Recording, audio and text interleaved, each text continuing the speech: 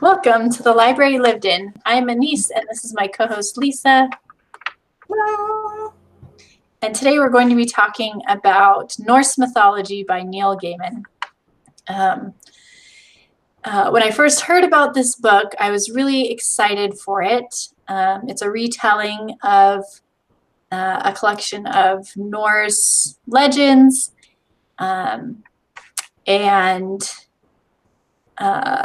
so I already was looking forward to it before I read it, and I was pleasantly surprised when I read it. I liked it even more than I thought I would. But something interesting about this one is that I listened to it the first time, the audio version, which Neil Gaiman reads himself, and then I reread it before we've done this episode.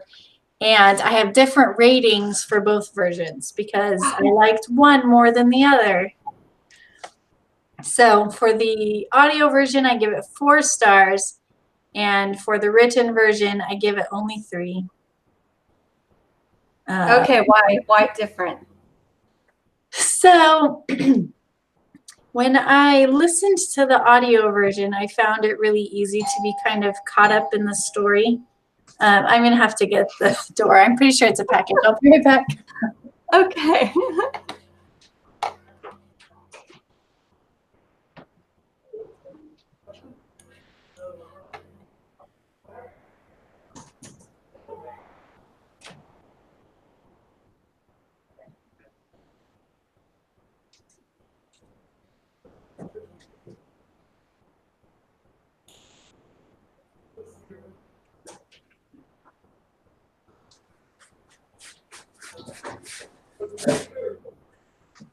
I'm sorry, I forgot those were coming. You're fine.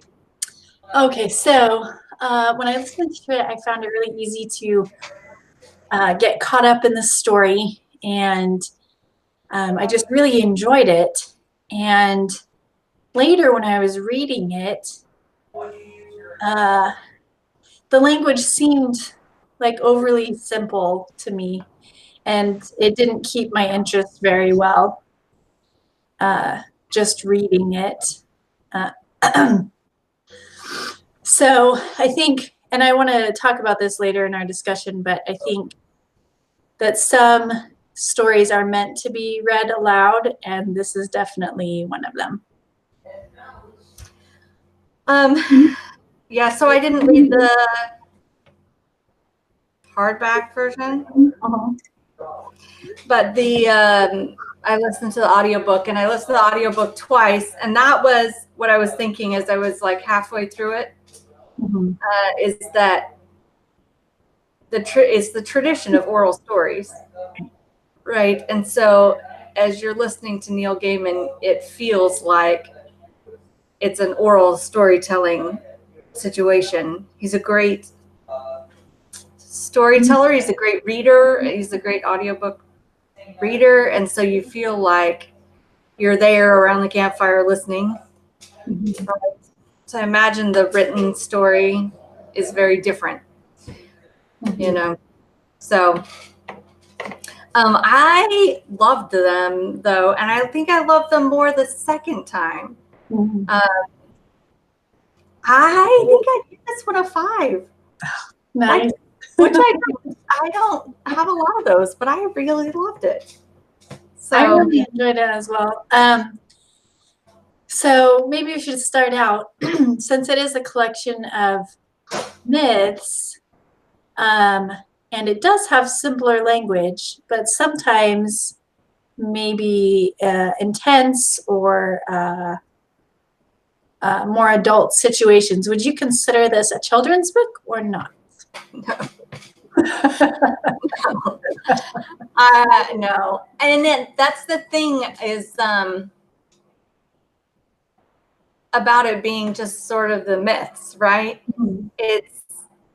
I think it comes sort of as like a history of a people, right? Their beliefs and their stories, the way you would pass that down. And so I see that as like some things you would tell your kids and some things you would wait and tell them when they grow a little bit older, right? You wouldn't, there's not every, you know, when you're raising your kids, you don't tell them all the things when they're little. Mm-hmm. And I just kind of see it sort of like that. There are certain stories and things that you would pass on kind of, I think, as they grow up, right? Where they are at their lives. And I don't know if that makes sense, but. It does. I agree. And I think, well, in the introduction, I actually really, really enjoy the introduction that he has on this book. And he encourages you to take these stories and retell them to people to keep this tradition alive of sharing these kinds of stories. And I guess that's what made me think of it and try to decide, like, and determine that, like, thinking of myself and like the opportunities I have to share these stories, it's probably quite a ways off.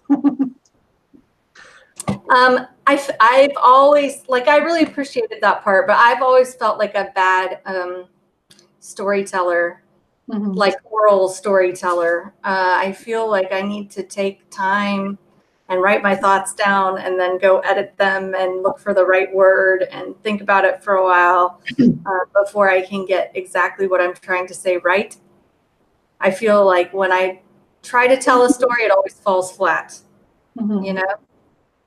But I like the idea that he was encouraging this sort of like to letting this continue and live on.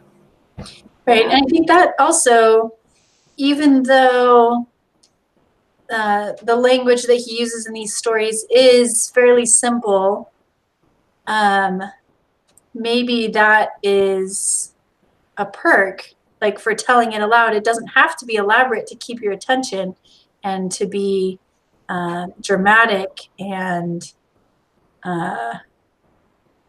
maybe I'm just used to reading more difficult, way harder things, and that's why it just wasn't what I wanted at that time.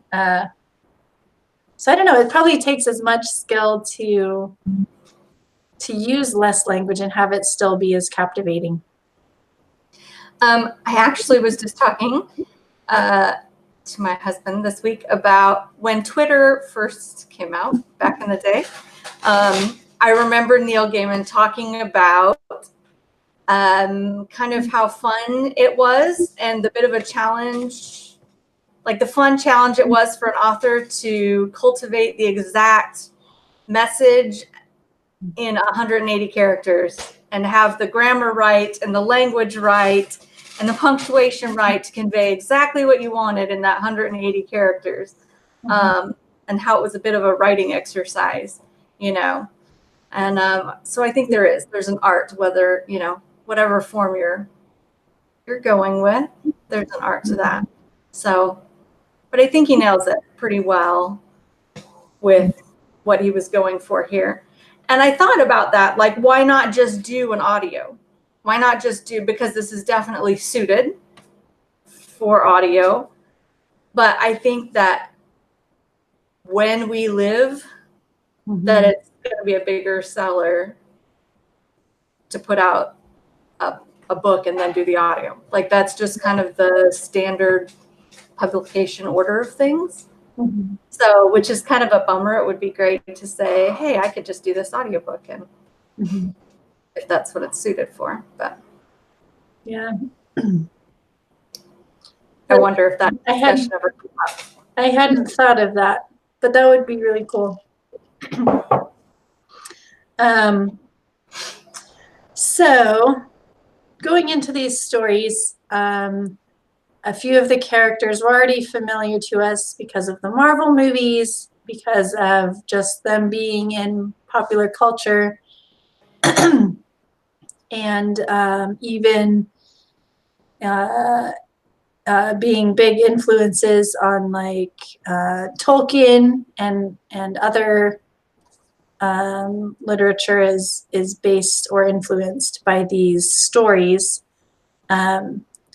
How many of the specific stories that were in this book were you familiar with before you read it?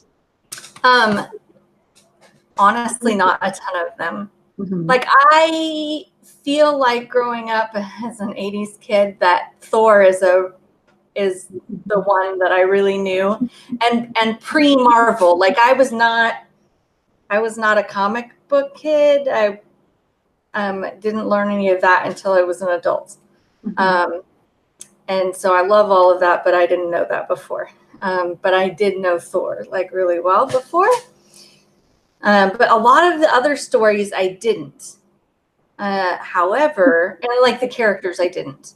But there are a lot of themes that are very similar. There are a lot of themes I think are similar in other stories and other myths and other religious beliefs. I think even there are just a lot of similarities to where you feel like these are things that you see a lot, themes you see a lot. So I don't know. What about you? I don't think I was familiar with any of the stories like from start to finish, but the same thing, kind of like bits and pieces were familiar from other things.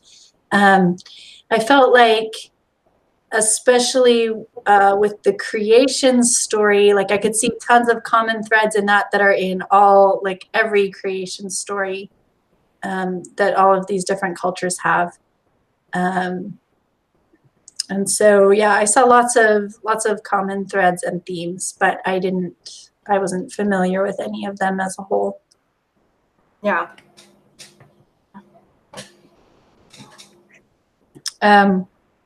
So it is a collection of several stories that are somewhat chronological. Like it starts out with like the creation of the world that they live in and goes from there. But I felt like, well, and then it ends with the Ragnarok at the end, like the destruction of everything. But in between that, I didn't feel like all of these stories had to be in that order. And I think actually I read somewhere, or maybe it was even in the introduction, Neil Gaiman talks about how he decided the order that he put them in, which is different than the order that they're in the historical poetic sagas that they're taken from. He made some decisions as to the order that they were put in, which I think would be really hard. I think there was some in the introduction as well about picking and choosing which stories to tell. Mm-hmm. Right? It was very obvious that like the campfire storytelling idea, that not all of these, like not all of the stories are here. It's Right. just like, hey, let me tell you this story, let me tell you that story, and they're just bits and pieces. So I think it would be really hard too to say, oh, I'm going to leave this one out, I'm going to take this one, which to get a kind of complete picture. Yeah. It made me kind of think, I guess, more about the process. Like if I was to create my own collection of legends, like what would I put in there? And it seems it's I could see how people would say it's not a big undertaking just rewriting other people's stories, but I think it probably is. No. Go on. Well, he had talked about, and because I didn't write it down, this is terrible, but he talked about in the introduction, there was like as a kid that he got to know sort of the Norse myths through Marvel. And then he talked about he was so curious about it that he went and checked out a particular book. I have it. I got it. You do? I do. Read it. Anise, you're always amazing. No, after he talked about it, I want to get it. Yeah. Okay. So who writes? It's Myths of the Norsemen by who? Roger Lancelin Green. Okay. And he also has other books. When I saw he had other ones, I bought the other ones too. There's one of Greek myths and another one of Egyptian myths. Oh. And so let's see. And this was published in 1960. Okay. So I kind of got the feeling like that was the defining book of the time, right? That's the one that everybody would have read. Sort of. I read the Percy Jackson series, and there's I'm trying to remember the name of it, but there's a particular Greek mythology book that everybody was like, well, if you loved these, this is a Greek mythology book to get. So I just had the feeling like this is the one to read. But then he says when he went back to write this collection, the book that we read, that he did not go back and reread this book. But instead he went way back and read various versions from way back and took from those to write his own. She was really impressed about that. We talked about some of the several rewrites when we did, the Arthur myths. And I think, that's the harder thing. Like, you can go to the most recent versions. Right. And they're easier to understand, and they're easier to take the work somebody else has done. But to go back to the beginning and say, really try to understand it and really do your own work, that's a little bit tougher. Yeah. Better product, better art. And I can see how he would want to really put his own effort into it, because he already knew he liked this other version. And so it would probably be really hard to not just add it in, because he just loves it so much. And I've only read part of it so far. But I have to say, as far as reading it as an actual book, I like this better than reading his. It does have this beautiful language. It's just more fun for me to read. Well, I really wanted to get that one, but I hadn't, because I did the audio, I hadn't stopped and gone back and looked up the title so that I could, get the correct book. So now I can go do that. Yeah, I recommend it so far.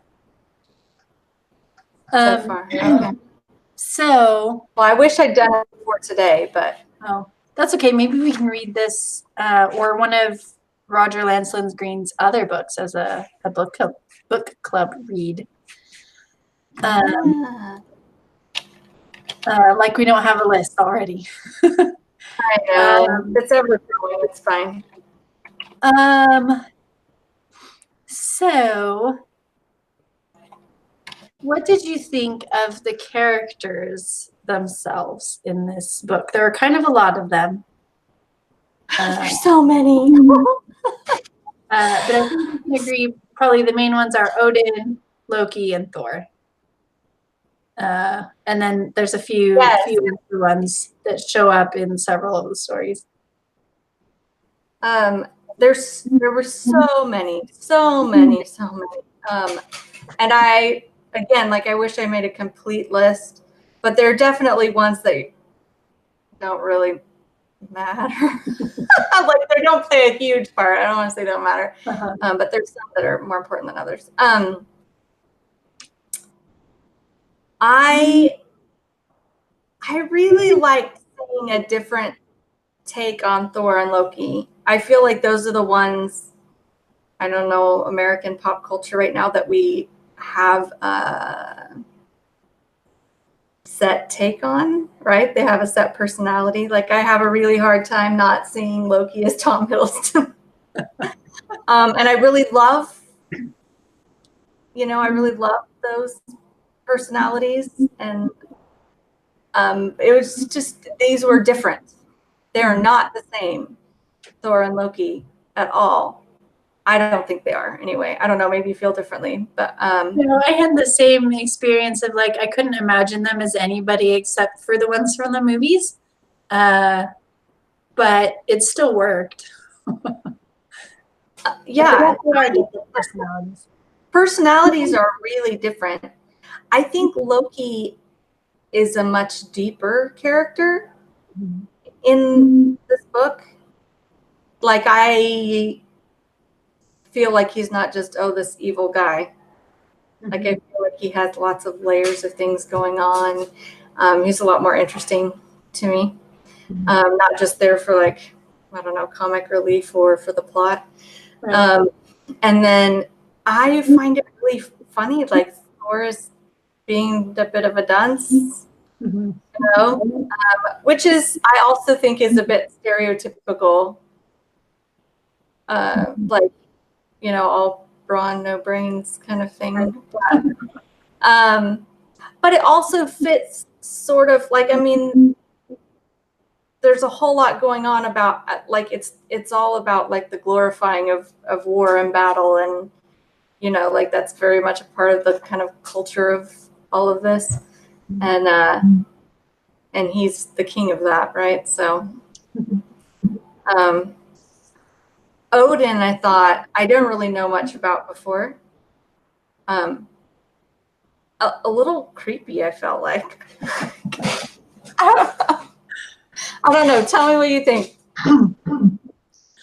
I agree. I think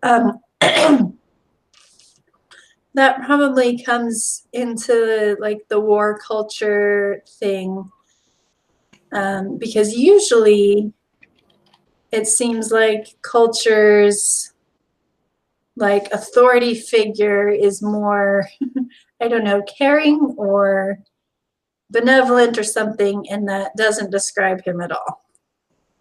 No. What do they call him at one point? Deceptive. Uh-huh. And that's not. Well, I don't know. Maybe Greek gods you think of that way a little bit, but definitely not when you think of like, they call him the All Father. When you think of like one all-knowing, all-seeing kind of, I don't know. I don't think of him that way. I don't know. No, I agree. And I think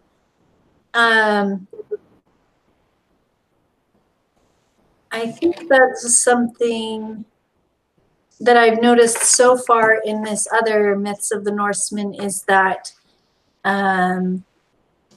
even though it's like similar events happening, they aren't described as starkly maybe as they are, which I think is probably just Neil Gaiman's influence, because that seems like a thing he does, is kind of puts a darker or more somber twist on things in general. Yeah.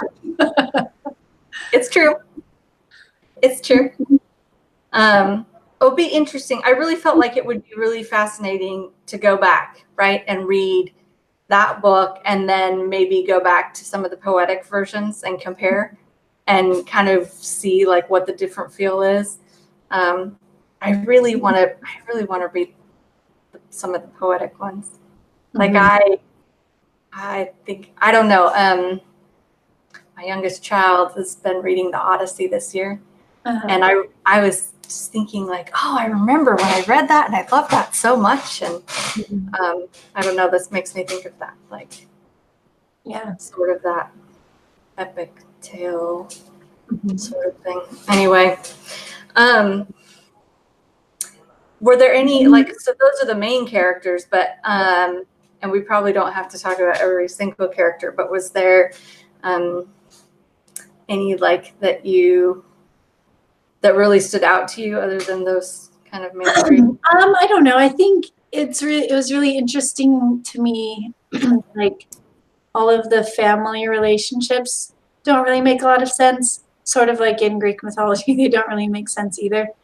And actually, in this book, it's helpful because there's a little family tree in the front. I thought about drawing one. Which is helpful, but Let me see if I can find it. Oh, well, anyway, I know it's in here, but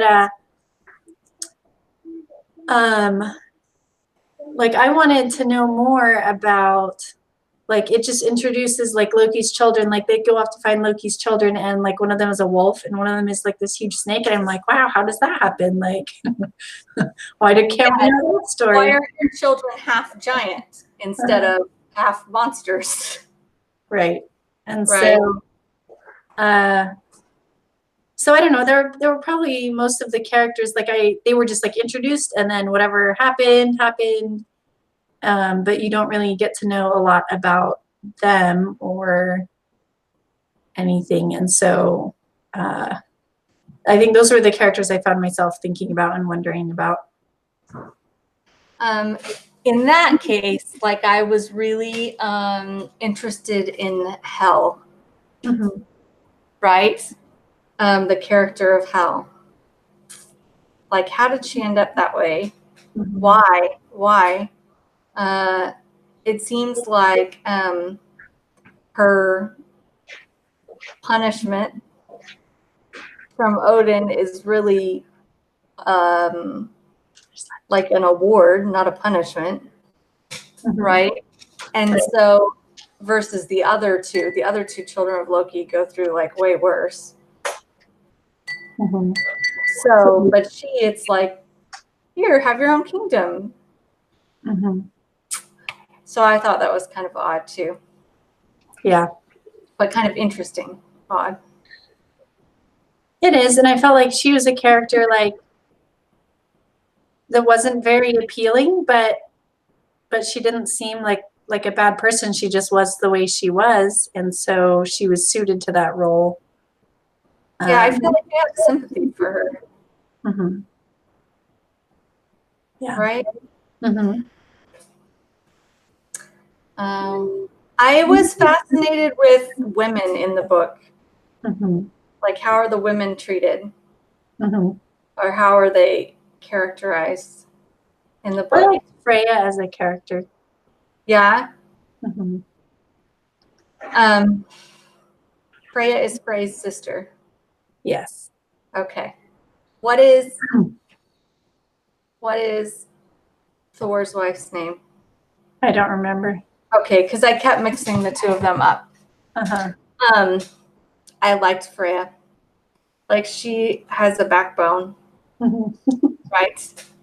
I like when she like basically starts an earthquake because, hello, you're just a bunch of stupid men. What are you thinking? I think my favorite out of all of the stories is Freya's wedding. I think was my very favorite one because it made me laugh. Yeah. It was good. I don't know. Thor just has like some dumb ideas, some dumb ideas, and then Loki just trying to, I don't know, double play everybody the whole time, right? So those come together pretty well in that one. So yeah, I think my second favorite story is the one where Loki cuts off Thor's wife's hair, and then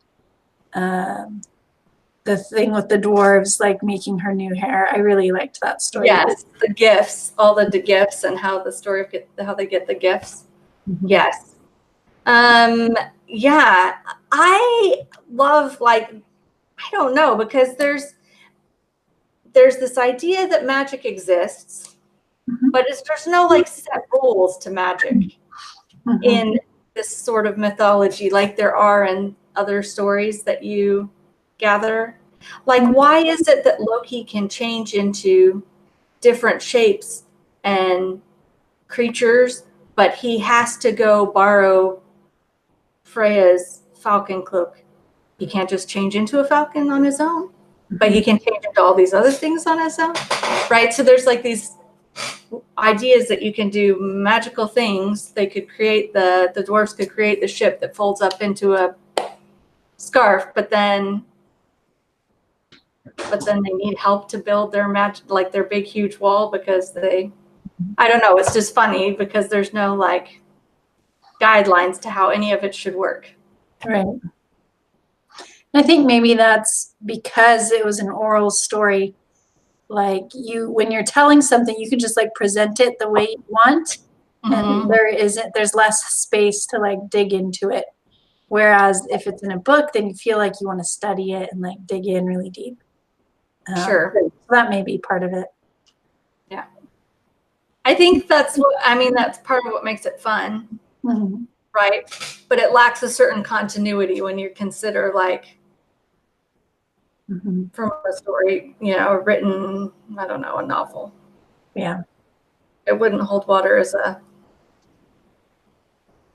a new, universe that you created or something. Mm-hmm. So I don't know.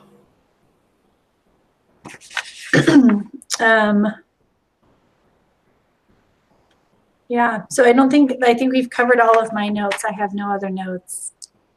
That's okay. What did you think of the whole rebirth of the world after Ragnarok? I was a little confused. I felt like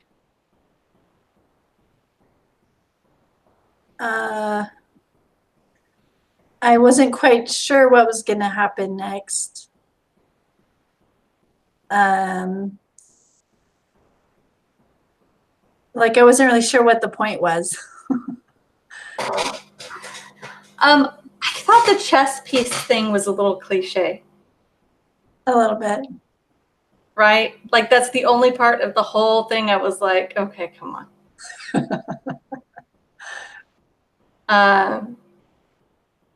But it's one of those things, like you said, the creation story has like all these things that you think like, okay, that's in common with a lot of other stories you've heard.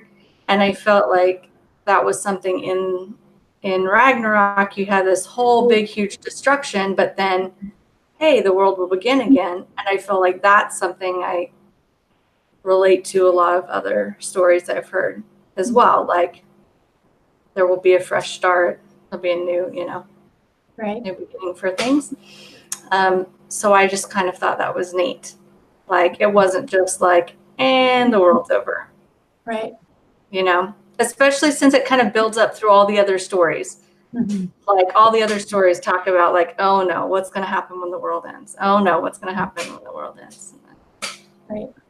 And I think partially what confused me about that was that I was never quite clear about like what the difference was between the different like godlike races. Yeah. So with who was left at the end, I guess that it does kind of make sense that like that former status quo is just gone and they're gonna pick up the pieces and continue playing, but it's gonna be different. So I don't know. It didn't immediately make sense to me. Yeah. Yeah. That's fair. I guess there was like, okay, so with the creation at the beginning, I felt that way a little bit too, like, okay, so these people created these people and they split off from, and I felt again like, okay, I need to map this out. I need a chart. Because I was getting a little lost on like, okay, so we have these giants and then these gods and then these people and then we have these frost giants and then we have these, like trying to sort them all out. And I think there was mentions of elves somewhere in the story, but then it was brief and they were gone again. I don't think we spent any time with any elves, but I was like, wait, there's elves? Oh, nope. Where'd they go? So, I don't know. But again, I guess it's the part of just that oral storytelling. Like, you can imagine, you can dream that it's more, there's other things, there's, and maybe when we read those poetic, versions from way back, we'll be like, oh, there's the 3 stories about the elves. So, Yeah.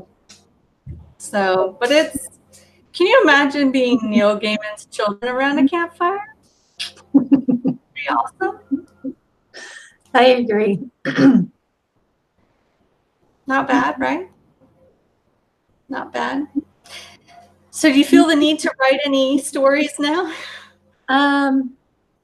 Probably not. When I was looking up things that have been influenced by these myths, it took me into the Tolkien page, and so I spent like a really long time looking through all that, and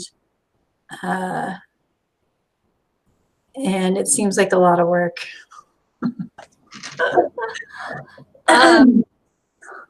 There was I don't know, it's been a while, but we brought it up at one point about it might have been a Neil Gaiman quote, but it was something about like with J.K. Rowling in the Harry Potter books, and then who was the other person?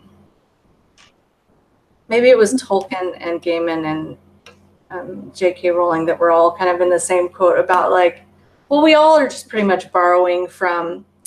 That's what it was. It was we're all borrowing from T.H. White anyway, and we're all because that's kind of the kind of storytelling that they grew up with. Right. That's what we were talking about, like the rich literature tradition of the British people versus maybe what we have been stuck with over here. So I don't know.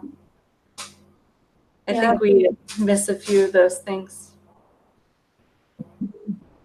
Well, I think something that I learned reading about Tolkien was that because he was a professor and a professor of languages, he was always having to defend like his work because people would say, oh, it's totally based on this, and they'd be completely wrong, and he couldn't stand it that people were wrong about what he like poured his whole life into.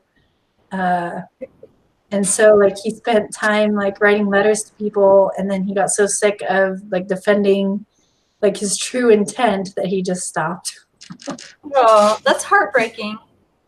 I thought about that a lot of times, like, and like whether or not I would be too thin-skinned to put things out there, because people are not nice. I mean, some people are nice, but then there are lots of people who are not nice, and they will just say whatever, and they not always thoughtful or kind, or considerate of your, like, what did you really mean, or I don't know. I don't think in today's environment like that it would be very easy to do that, to just put yourself out there. And then I'd have to be one of those like recluse authors who never gets on the internet, never like searches themselves ever. That's funny. Right? Be like, sorry, I don't have social media because I can't talk to people. So I don't know how well. So well, I'm really glad that we read this, and it did make me interested in searching out more like oral stories. I'd consider Alice in Wonderland to be in the same vein. Really? Lewis Carroll, the stories were initially told. Oh yeah, the girl and her sisters, the one who inspired him to create the Alice character, and then he ended up writing them down. And I think there's a whole dimension of the story that only comes out when you read it out loud, because there's lots of puns and things like that that don't have the same impact if you just read it versus saying it. I have never listened or read it out loud. Have you done that? Like, you've done it? Well, I mean, I read it to myself, not exactly out loud. Okay. Because I read Alice in Wonderland and Through the Looking Glass, and I enjoyed them, but I didn't love them the way I expected to. Like, I went into them thinking these are going to be my favorite books ever, and I got done and I was like, well, they were good. But then I didn't understand like some of the, like, okay, so he was like a maths genius.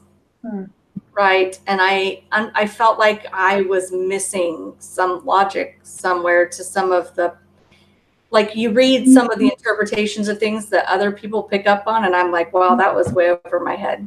I don't know where that came from. Like the chess moves and stuff like that. And that was completely beyond me. Yeah. I'll have to let you know because we have it on our school curriculum. And so I will be reading it aloud soon. And my girls they've seen the Disney movie, but they aren't super familiar with the story. So I'll ask them what they think about it. Oh, I know. I desperately want to reread it, but I want to do it with the annotated Alice. Have you seen that? Okay, you have to look it up on Goodreads or wherever. Okay. The annotated Alice. It's a big fat red version. And it has like the original text and illustrations, but then it has all the annotations, like explaining everything, like on the sides and in the footnotes and everything, so that it makes sense. And so, like, after lots of years of asking lots of people and looking online, it seems to be like that's the version if you want to go back and kind of make sense of everything and have somebody explain it to you without taking a class. So now that I've done them on my own, that's how I want to do it. I want to go back and get that version. So that sounds awesome. On my wish list. Hopefully. Maybe we can do that someday. So, but I don't know if it does both. I have to check. I don't know if it does both books or just the first one. So hopefully it does both. Yeah. That would make sense. So if you don't have anything else, have you picked a book for next time? I forgot to ask you. I know. I was supposed to pick a book. Terrible. I didn't. No, you don't have to pick one now. We can just say to be announced. We can do that. Okay. I have like several I'm thinking about. Let's do that. To be announced. Okay, that sounds great. Sorry. Our next episode will be to be announced. All right, sounds good. Thanks for watching.